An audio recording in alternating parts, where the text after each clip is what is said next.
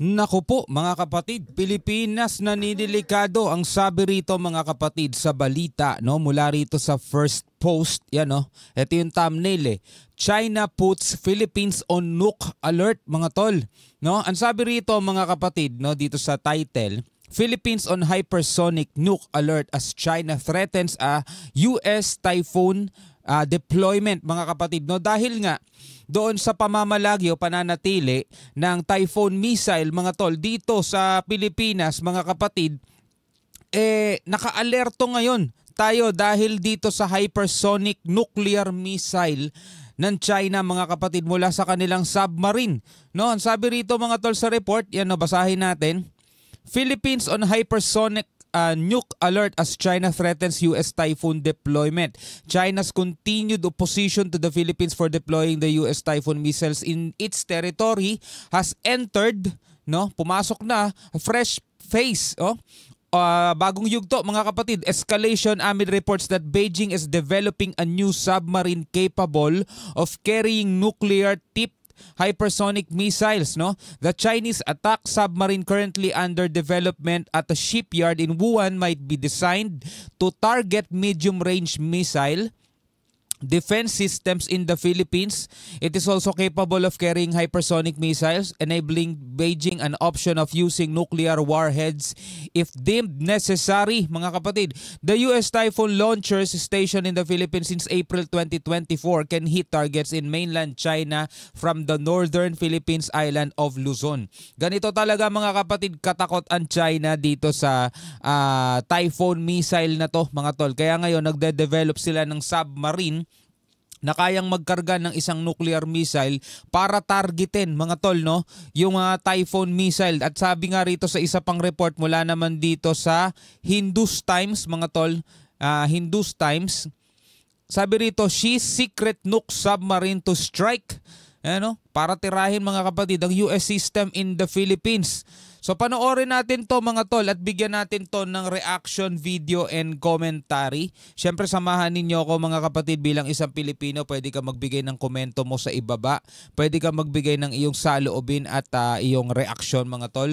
So wag na natin patagalin pa. Total wala na rin naman tayong hinihintay na. Panoorin na natin to. Ito mula to sa First Post. On the escalating standoff in the South China Sea between China and the Philippines. Intensifying the rivalry, China is set to put the Philippines on hypersonic nuke alert. How? With its new attack submarine. This highly advanced submarine is under construction at a shipyard in Wuhan. Beijing has engineered the submarine to carry hypersonic missiles with the capability to be armed with nuclear warheads if required. Now, this latest naval addition is designed to stay submerged far longer than traditional diesel-electric submarines, allowing it to operate at extended ranges without surfacing. It is also designed to have a crucial edge in long-distance underwater operations. Kung titignan mo talaga, no, double standard sila mga tol at saka, no, hypocrisy mga kapatid to its higher level, to its highest level na ata mga kapatid. After nilang sabihin, 'di ba, na kapayapaan at kasaganahan ang kailangan ng region at hindi isang intermediate missile. Ngayon nagde-develop sila ng isang submarine na kayang magdala mga tol ng isang nuclear warheads, no? Ayon yan dito sa First Post mga kapatid. Ituloy natin yan mula naman dito sa Hindus Times mga tol, no? Mega South China Sea Showdown.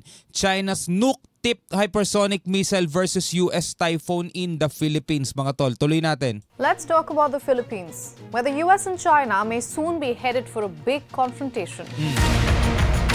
Nalalapit na nga ba tayo mga tol sa isang malaking digmaan, no?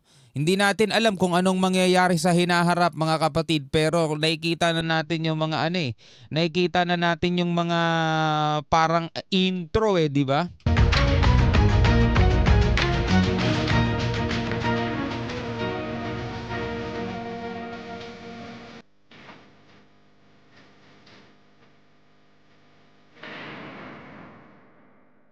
Amid raging tensions, China is reportedly readying a new submarine with nuclear-tipped hypersonic missiles.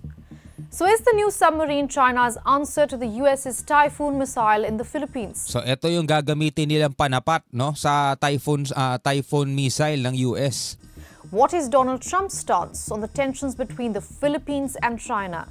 Is the Philippines going to be the next battlefield for a China versus US showdown? Naku po. Ang Pilipinas pa ang magiging baka next na battlefield dahil daw sa showdown ng US at saka ng China. Pero alam nyo mga tol, di ba? Ito pwedeng gamitin to ng mga pro-China at sabihin, ayan, tingnan nyo, madadamay na tuloy ang Pilipinas dahil sa tunggalian ng Amerika at saka ng China. Diba? Pero alam naman natin mga kapatid na kahit naman wala sa eksena itong Amerika, talagang kasama na tayo rito dahil nga ang ipinaglalaban natin at ang iginigiit natin, hindi naman teritoryo ng Amerika kundi teritoryo natin . So kasama talaga tayo dyan mga kapatid. Ang ano lang ngayon, meron tayong isang sandata na pwede nating gamiting pandepensa na galing sa Amerika. The Philippines going to be the next battlefield for a China versus US showdown? I'm Ananya Datta of Hindustan Times. Time to get some answers. Kasi sasabihin ng mga pro-China rito, ayan, tingnan nyo, ginagawa lang tayong pain ng Amerika, di ba? Dahil sa kanilang showdown, dahil sa kanilang tunggalian, magiging battleground pa, magiging battlefield patuloy ang Pilipinas. Pero alam naman natin mga kapatid, di ba? Ang ipinaglalaban ng Pilipinas dito is yung ating West Philippine Sea o soberanya mga tol. Na kahit alisin mo sa larawan o sa picture ang Amerika, nandiyan dyan ang China para bulasin tayo.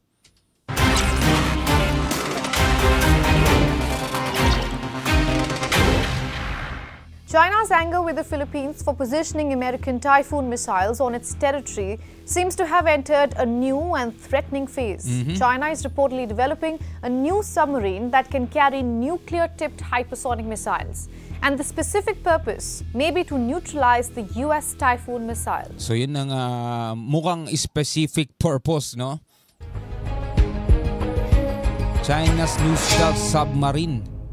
Here's what we know about China's new stealth submarines. It was reportedly first seen on satellite imagery at a shipyard in Wuhan, Hubei in mid-2024. A report in Naval and Merchant Ships, a publication owned by China State Shipbuilding Corporation, which is a supplier to the PLA Navy, provides details of the vessel's design and capabilities. According to the report, China's new submarine is designed to carry advanced hypersonic missiles. It reportedly features several advanced technologies, including a vertical launch system or VLS for missiles such as cruise and anti-ship ballistic variants, along with an X-shaped tail fin for improved agility and safety. The report adds that the submarine being equipped with a VLS marks a significant departure from a traditional torpedo tube missile launch methods. Now, the report goes on to say, and I'm quoting from it, this would allow the PLA to conduct covert strikes from beyond enemy defenses with the additional option of deploying nuclear warheads if required. Additionally, it would also be able to take on some operational roles of nuclear submarines during wartime.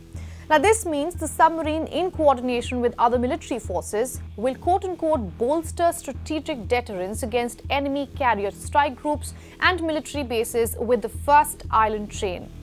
Remember, the so-called First Island Chain, a series of islands stretching from Japan to the Philippines, is a key part of the US's foreign policy and a critical defensive line against the PLA. So makikita mo talaga rito yung pagiging hipokrito ng China, di ba? Sila tong naghahanda sa gere. The report comes barely a month after Reuters reported that the US military moved its Typhoon launchers from Loag Airfield in the Philippines to another location on the island of Luzon. Remember, Typhoon can fire multi-purpose missiles up to thousands of kilometers. Its placement in the Philippines gives its coverage of the South China Sea and the Taiwan Strait. The Tomahawk cruise missile in the launchers can hit targets in both China and Russia from the Philippines. Ganong kalayo kasi yung kayang marating nito. Meanwhile, the SM-6 missile it carries can strike air or sea targets more than 200 kilometers away. Chinese state media reiterated its calls to withdraw the United States Typhoon intermediate range missile from the South China Sea. The region needs peace and prosperity, not intermediate range missiles and confrontation. Oo. Sa China galing to . The region needs peace and prosperity. Di ba? Not intermediate range missiles and confrontation. The Philippines has repeatedly gone back on its word and acted in bad faith. Di ba? Sa kanila galing to eh. Bakit ba tayo nagkarga mga tol? Unang-una ng ating mga depensa rito. At bakit natin kailangan bumili ng mga pandepensa? Dahil nga tuloy-tuloy mga kapatid yung ginagawa nilang panghaharas sa atin. Tuloy-tuloy yung ginagawa nilang provocation, yung pagpapadala nila ng napakaraming barko mga tol dito sa West Philippine Sea. Sila nang sisimula ng kaguluhan dito eh. Ngayon ang ginagawa ng Pilipinas mga tol, naghahanda lang tayo, dumidepensa tayo. Tapos ngayon sasabihin nila the region needs peace and prosperity. Tapos mga tol, sa kanila rin manggagaling submarine na de-develop nila na kayang magpakawala ng nuclear missile para ipantapat dito sa US Typhoon missile. O asan dyan yung needs peace and prosperity, di ba? Hipokrito talaga eh. The Philippines has repeatedly gone back on its word and acted in bad faith, initially promising that it was only a temporary deployment and that the system would be withdrawn. Tapos pinapaniwalaan nila yung sarili nilang kalokohan na nangako daw tayo sa kanila.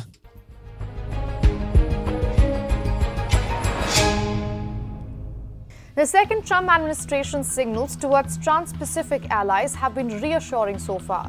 Philippine Foreign Affairs Secretary was among the first counterparts that the US Secretary reached out to in his first days in office. Meanwhile, Philippine Defense Secretary Gilbert Teodoro was among the first top foreign officials to meet US National Security Advisor Mike Waltz. Additionally, US's key ally Japan also recently agreed to further deepen their defense collaboration in the face of mutual alarm over China's increasing aggressive actions in the region. However, Philippine President Ferdinand Marcos Jr., in what appeared more like a rhetorical challenge, offered to remove the US-made Typhoon missile system from his country. He said, and I'm quoting again, "Let's make a deal with China, stop claiming our territory, stop harassing our fishermen, and let them have a living. Stop ramming our boats, stop water cannoning our people, stop firing lasers at us, and stop your aggressive and coercive behavior." Yan, ito yung mensahe mga tol na dapat tanggapin ng China para sa peace and stability. Diba? Yun ang gusto nila eh. Para sa peace and stability, sabi niya, what we need is peace and stability. O, paano tayo magkaka-peace and stability? O, let's make a deal. Stop claiming our territory. O, peace and stability ang mangyayari dyan. Stop harassing our fishermen and let them have a living. O, edi magkakaroon ng peace and stability dyan. Diba? Stop ramming our boats. Stop water cannoning our people. Stop firing laser at us. And stop your aggressive and coercive behavior. And I'll return the Typhoon missile. Napakasimple, diba? Gusto ng China magkaroon ng peace and stability sa region at hindi daw natin kailangan ng Typhoon missile. Edi alisin nila yung mga barko nila rito. Paatrasin nila, alisin nila sa exclusive economic zone ng Pilipinas. O stop harassing our fishermen. Diba? Paano tayo magkakaroon ng peace and stability? Aalisin yung Typhoon missile o aalisin yung mga pangaharas ng China? Diba? Kaya sabi sa inyo mga tol kalokohan talaga itong mga pinagsasasabi ng Chekwa eh. And I will return the Typhoon missiles. China claims sovereignty over nearly all of the South China Sea via a vague 9-dash line that overlaps with the exclusive economic zones of Brunei, Indonesia, Malaysia, the Philippines, Taiwan, and Vietnam. And now with Trump back in the White House, tensions in the South China Sea could go either way. The South China Sea may very well be the next theater of a shadow war between the US and China. Or as the Philippines fears, Trump may strike a grand bargain with the dragon, leaving Manila in the lurch. Ay, naku po mga kapatid, eto na nga ba. Hindi natin alam kung ano mangyayari sa hinaharap pero wag naman po sana mga tol, gabayan tayo ng Panginoon. Anyway, bilang isang Pilipino, ano ang masasabi mo rito? Comment ka na lamang sa ibaba. Alright, so hanggang sa muli mga tol, ako nga pala si Shobaldi. Peace out.